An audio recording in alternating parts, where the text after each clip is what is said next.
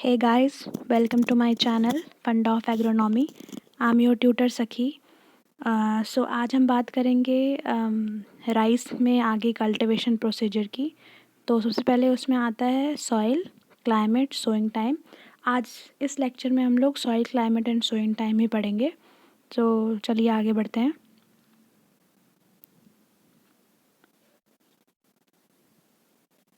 सबसे पहले आता है सॉइल. ठीक है, सॉइल जो है वो बहुत ही इम्पॉर्टेंट है कल्टीवेशन पॉइंट ऑफ व्यू से, क्योंकि सॉइल ही जो है वो न्यूट्रिएंट प्रोवाइड करती है प्लांट को, क्रॉप्स को जो उसमें हम ग्रो करते हैं. सो सॉइल बहुत ही इम्पॉर्टेंट क्राइटेरिया है जब हम क्रॉप को उगाते हैं उसके लिए. ठीक है, तो हर क्रॉप का अपना अलग उसका अलग सॉइल रिक्वायरमेंट होता है. सो अगर हम राइस की बात करें तो clay and clay loam soil जो है वो बेस्ट होती है राइस के कल्टीवेशन के लिए. ठीक है, और मतलब राइस तो हर सॉइल में ग्रो की जाती है इंडिया में, बट अगर हम बेस्ट की बात करें तो clay and clay loam soil जो है वो राइस कल्टीवेशन के लिए बेस्ट होती है. ठीक है, फिर rice is a semi aquatic plant. Semi aquatic plant मतलब कि उसे सॉइल की भी रिक्वायरमेंट है एंड वाटर की भी रिक्वायरमेंट है. ज़्यादातर जो हम राइस उगाते हैं वो हम सबमर्ज्ड कंडीशन में उगाते हैं. ठीक है, मतलब कि जो खेत है उसमें हमारा पानी भरा रहता है up to a certain level 5 to 10 centimetre. Okay, और आइडियल पीएच रेंज क्या होनी चाहिए सॉइल की? 4 से 6 होनी चाहिए. ओके, मतलब ये एसिडिक पीएच में आता है. ठीक है, 4 से 6 पीएच में is the requirement for rice. Okay, आगे बढ़ते हैं. ओके, तो हम बात करते हैं क्लाइमेट की. सो क्लाइमेट भी बहुत ही इम्पॉर्टेंट एस्पेक्ट है. क्लाइमेट मेन इम्पॉर्टेंट एस्पेक्ट है क्योंकि क्लाइमेट पे ही हमारी पूरी क्रॉप जो है वो निर्भर होती है, डिपेंड करती है. अगर क्लाइमेट प्रॉपर क्रॉप के अकॉर्डिंग रहेगा तो प्रोडक्शन ज़्यादा होगा. अगर क्लाइमेट एडवर्स हो गया तो फिर क्लाइमेटिक कंडीशन अगर एडवर्स हो गई तो बहुत ही हमें ज़्यादा नुकसान फेस करना पड़ता है. ओके, सो इसमें इट्स कल्टिवेशन, इसमें राइस का कल्टिवेशन जो है वो कहाँ से कहाँ तक है? 30 degree south latitude, that is in Australia, to 45 degree north latitude in Japan and 50 degree north in China. Okay, so पहले हम बात कर लेते हैं कि लैटिट्यूड एंड लॉन्गिट्यूड क्या होता है. ठीक है, या हियर लैटिट्यूड एंड लॉन्गिट्यूड क्या होता है? तो लैटिट्यूड क्या होता है? जो जस्ट अ सेकेंड, हाँ, it tells us about the distance from equator. Equator से, जस्ट अ सेकेंड, या इक्वेटर से, ये देखो ये रहा इक्वेटर, दिस इज इक्वेटर, क्या, this is equator. Okay, so equator से it tells us about the distance. ये हमें डिस्टेंस सी. सो ये इमेजिनरी लाइंस हैं जो हॉरिजॉन्टली अर्थ को क्या करती हैं? डिवाइड करती हैं. और अगर हम डेफिनेशन की बात करें तो it is the distance, it tells about the distance from equator. ठीक है, अगर हम लॉन्गिट्यूड की बात करें तो लॉन्गिट्यूड क्या है? These lines, these vertical lines जो, हाँ, ये जो वर्टिकल लाइंस आपको देखने को मिल रही हैं फ्रॉम नॉर्थ थ्रू साउथ, ये जो है ये हम क्या कहते हैं? इनको कहते हैं हम लॉन्गिट्यूड. ओके, लॉन्गिट्यूड फिर जो हमने पहले पढ़ा लैटिट्यूड. ओके, सो पीछे चलते हैं. हाँ, तो यहाँ पे बोल रहा है 30 degree south latitude in Australia and 45 degree north latitude pan and 50 north in China. Okay, अगर हम यहाँ पे जो मैंने अर्थ की पिक्चर लगाई है इसमें देखना चाहें, अगर हम इसको माने कि ये जो है, जस्ट सेकेंड, कोई ब्राइट कलर लेते हैं, हाँ, दिस वन. ओके, ये हमारा इक्वेटर हो गया. ठीक है, और ये क्या है? ये हमारा नॉर्थ है, ये हमारा साउथ है, साउथ पोल. ओके, अब उसने बोला कि 30 डिग्री साउथ लैटिट्यूड मतलब, और ये इक्वेटर है, यहाँ दिस इज 0 डिग्री. ओके, ये है 0 डिग्री. फिर यहाँ पे आता है हमारा 30 डिग्री, फिर यहाँ पे आता है हमारा 60 डिग्री लैटिट्यूड। ओके, फिर यहाँ पे वैसे ही नीचे यहाँ पे आता है 30 डिग्री और यहाँ पे आता है 60 डिग्री। ठीक है, ओके। सो अब क्या बोल रहा है यहाँ पे, 30 डिग्री साउथ लैटिट्यूड, मतलब समवेयर हियर, या समवेयर हियर, यहाँ पे क्या लाई कर रहा है, ऑस्ट्रेलिया।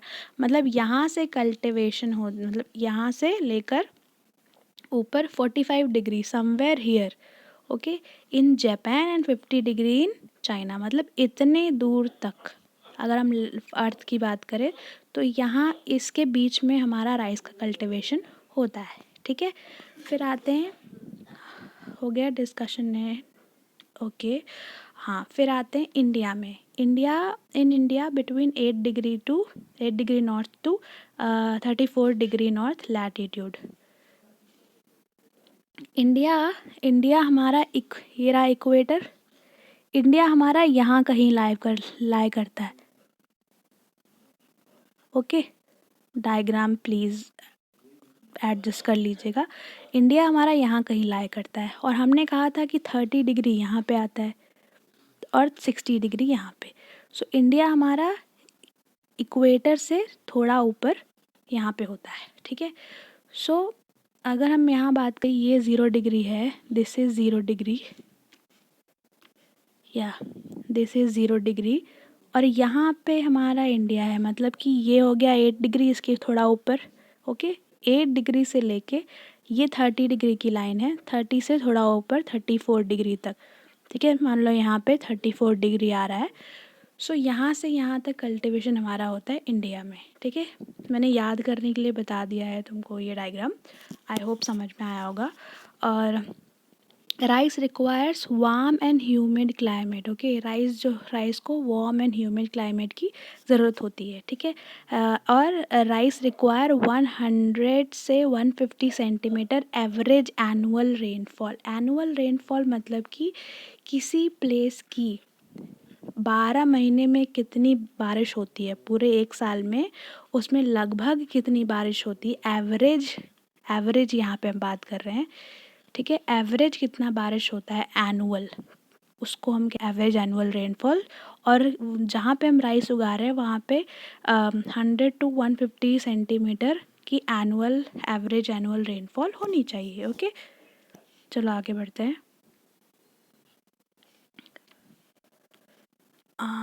या सो हमने लैटिट्यूड लॉन्गिट्यूड समझ लिया। अब आते हैं टेम्परेचर। टेम्परेचर बहुत ही इम्पॉर्टेंट एलिमेंट है जो क्लाइमेट का, जो हमारी क्रॉप को बहुत ही हमारी क्रॉप उससे बहुत डिपेंडेंट होती है। ठीक है, तो राइस के लिए पूरे ग्रोइंग पीरियड के लिए वो 21 से 37 डिग्री सेल्सियस का average temperature is required. Okay, और अगर हम पैनिकल इनिशिएशन की बात करें, पैनिकल इनिशिएशन हमने पिछले वीडियो में देख लिया है, समझ लिया कि क्या होता है। अगर आपने नहीं देखा है तो प्लीज़ पिछला वीडियो जाके देखें, आपको बहुत अच्छे से क्लैरिटी आएगी। सो उसमें हमको चाहिए, हमारे राइस को चाहिए 20 से 22 डिग्री सेल्सियस का टेम्परेचर। ओके, राइपनिंग फेज़ के लिए 20 to 25 डिग्री सेल्सियस जो है वो रिक्वायर्ड होता है during ripening phase of rice growth. Okay, अब आगे बढ़ते हैं। हाँ, सोइंग टाइम, हार्वेस्टिंग टाइम के बेस पे 3 ग्रोइंग सीजन्स हैं राइस के।